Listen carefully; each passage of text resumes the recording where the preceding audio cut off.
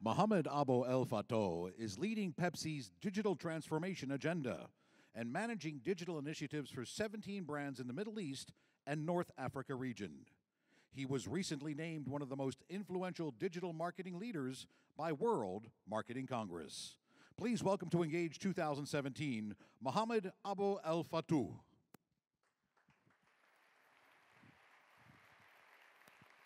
Hello.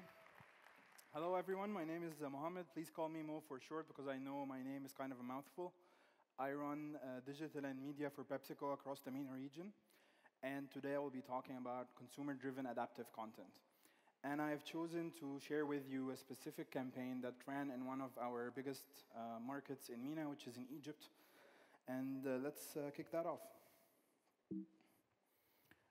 So to kick off, the insight behind the idea was that Egyptians were in real need of hope coming from years and years of political instabilities. And normally the one thing that excited everyone and got everyone to cheer for one common goal was football, as is the case with sports in a lot of the different countries of the world.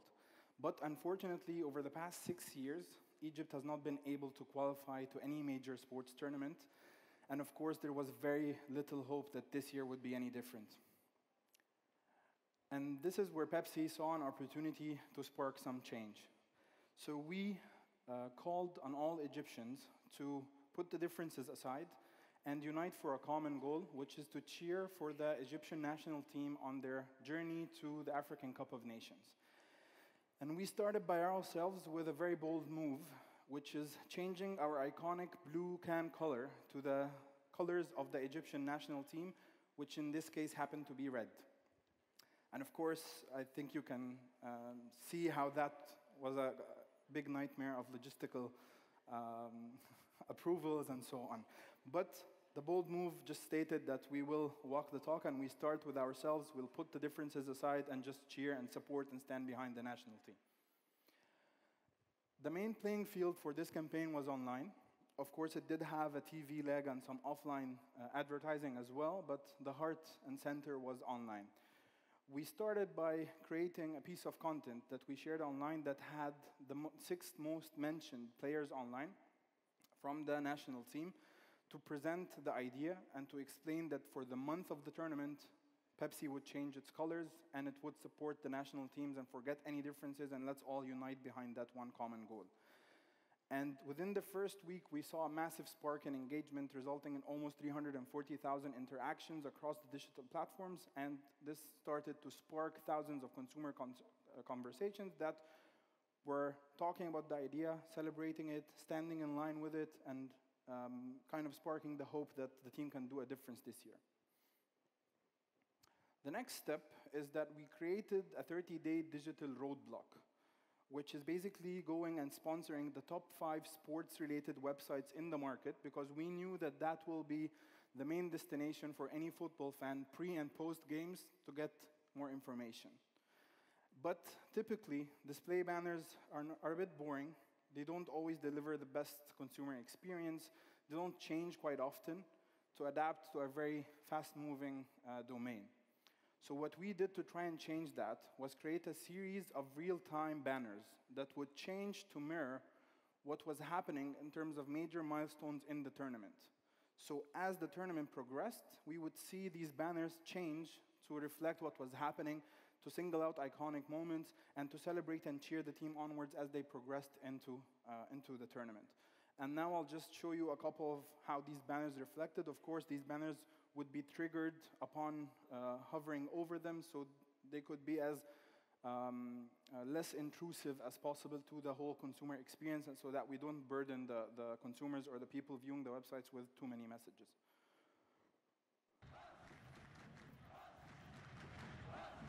So this was basically the first one, the cheer and the iconic shift to the new can.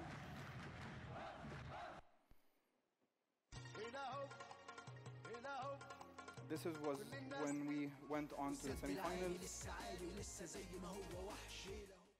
And finally, when the team goalie saved 2 penalty kicks in the same match, leading us to the final game. And of course, as a result of these banners being or changing quite oftenly in some occasions every few days, We saw massive traffic come through these banners to our videos and different assets, which in 1 month was more than the whole year previous to that combined. We also partnered with a local startup called SpeakWholl, which does a very interesting service. It basically helps your brand integrate within the articles by turning some of the keywords within articles into hyperlinks that when you hover over would present an ad. And we worked with these guys to make sure that we optimize both our keyword selections and our ads to mirror whatever consumers were searching for online, so that we would be as relevant as possible with our keywords and our messaging as the tournament progressed.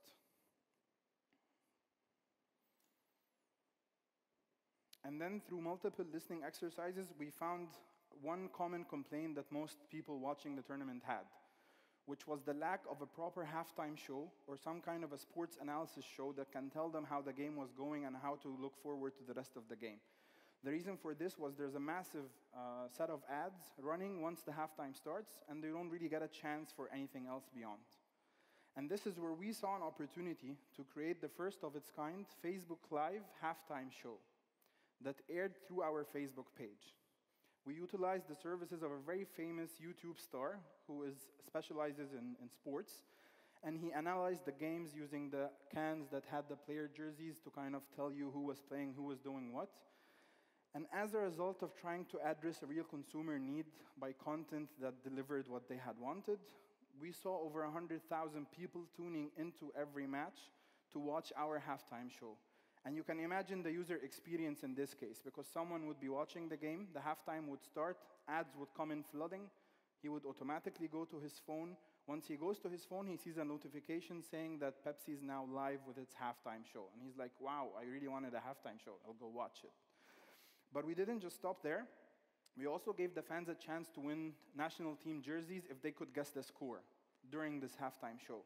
And as a result, we saw an overwhelming amount of engagement that amounted to almost 50,000 comments organically with every post. And then on Instagram, we started what we call a social portrait. I don't know if there's a name that is a different name for that. But basically what we did is through a series of posts that went in sequence, we tried and again highlight the key iconic moments of the tournament. We started by announcing the campaign and what we were trying to do, calling on the fans to cheer for the national team, celebrating the players that appeared in our ads, and then onwards with every iconic moment during the tournament, we would be able to capture it. So, man of the match, the winning goal that led us to the quarterfinals, the last-minute winning goal that took us to the semifinals, a 2 penalty kick saved by our famous goalie that led us to the final game. And people were just impressed by how fast this was being created. It was being posted literally minutes after every game. And just to be clear, this was not a spur-of-the-moment kind of thing. There was extensive pre-planning done to be able to do this, which should be the case with most of the content that we try to do real-time or try to do as quickly as possible. So we anticipated for different scenarios that could happen before the tournament, and we created tens of variations of content that would address each of these scenarios. So we had content in case we had lost the game. We had content in case there was a great tackle by one of the players. We had tens of different variations of players scoring goals so that we would be sure to post as soon as the games would end, something that is really relevant, celebrating whatever iconic moment happened that day during the game. And of course, we saw, again, massive interactions and massive engagement towards this on Instagram, and you could see all the Instagram feed for everyone would light up with the colors of the campaign because everyone was trying to repost or download and re-upload these images on their feeds. And then along the way, we were also making sure that we would be there with all the conversations, trying to cultivate conversations with consumers around what was happening in the tournament. So basically, these 2 posts, one is around celebrating the goalie who saved the 2 kicks. When this was posted on our Facebook page, it received over 165,000 interactions in 2 days. And 30% of the people who saw this post were organic as a result of the shares or the interactions towards it. And then on the second example from Twitter, This post was celebrating a player's birthday that had a lot of buzz on Twitter, and as a result of posting something meaningful and relevant to what consumers were talking about, it became or landed as the most engaging Twitter post in the month of January, according to the Social Bakers monthly reports. And then, against all odds, the Egyptian national team, against everyone's expectations, reached the semifinals. And we had to celebrate. We really wanted at that point to reignite the spark that we had started in the beginning of the campaign. And this is where we set out to create a song that had a fusion of multiple artists that would celebrate and ask people to maintain the hope and continue to cheer and support the national team, and for everyone to have hope that we would reach the finals. And I apologize if it doesn't have like a translation, but I feel music is universal, so everyone will get like a nice kick out of this, hopefully. Can we increase the volume?